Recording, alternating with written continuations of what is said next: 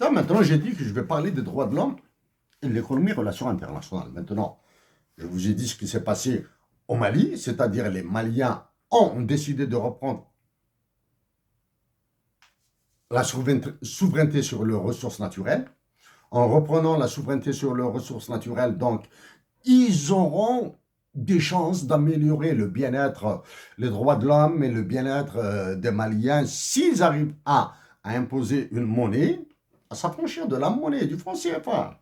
Ah, ben, c'est une information positive, hein, la loi, le gel de l'exploitation minière au Mali, c'est une loi, du moins c'est une information positive, mais tant ils sont sous l'emprise de la monnaie du franc CFA, donc le chemin risque d'être encore lent.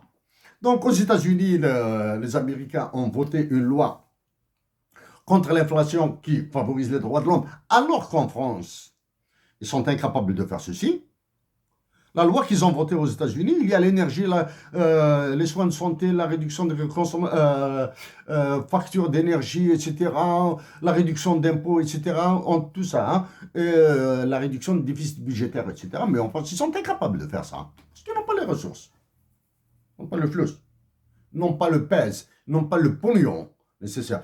Et, comme prévu, puisque j'ai dit il y a quelques jours de cela que certains notateurs mettent une étoile rouge à la dette française, le FMI vient d'avertir la France. Hein. Il lui a donné un avertissement. Et là, bon, continuez à faire ce que vous faites là, mais concernant le déficit public, la dette publique, etc., il faudra que vous vous serriez, sinon vous allez exploser. Plus la Banque Centrale Européenne qui est dans un magma de scandale avec les monnaies électroniques, les crypto-monnaies, etc. Plus l'Allemagne, qui a demandé à la Banque Centrale Européenne de lui débloquer à elle seule et à elle toute seule et sans aucun État associé à l'Allemagne, pas 1 milliard d'euros, pas 50 milliards d'euros, pas 100 milliards d'euros, pas 150 milliards d'euros, 200 milliards d'euros pour soutenir ces entreprises.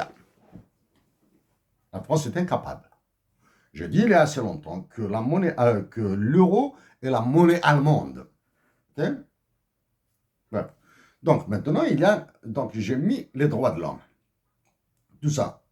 200 milliards, c'est pour l'économie allemande, c'est pour servir les droits de l'homme des Allemands. 3,5 trillions de dollars, hein, c'est-à-dire quelque chose comme 3500 milliards de dollars. 3500 milliards de dollars, je dis bien 3500 milliards de dollars. Aux États-Unis d'Amérique, c'est le prix de la loi. Voilà. La France est incapable. En Algérie, les droits de l'homme maintenant.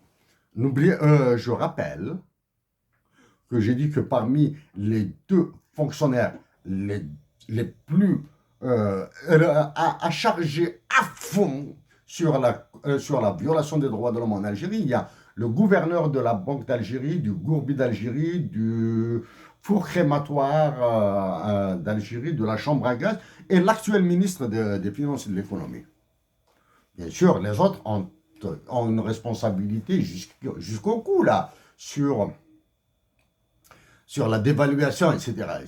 Hein? Mais ceux-là, ces deux-là, celui de la santé aussi. Hein? Celui de la santé, je le dis, au-delà des personnes, etc. Hein? Au-delà des personnes.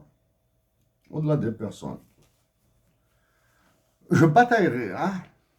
L'intervention de l'armée algérienne au Mali, au Niger ou à l'étranger, la santé, l'éducation en Algérie, je bataillerai fort. Je bataillerai fort. Maintenant, je viens au droit de l'homme.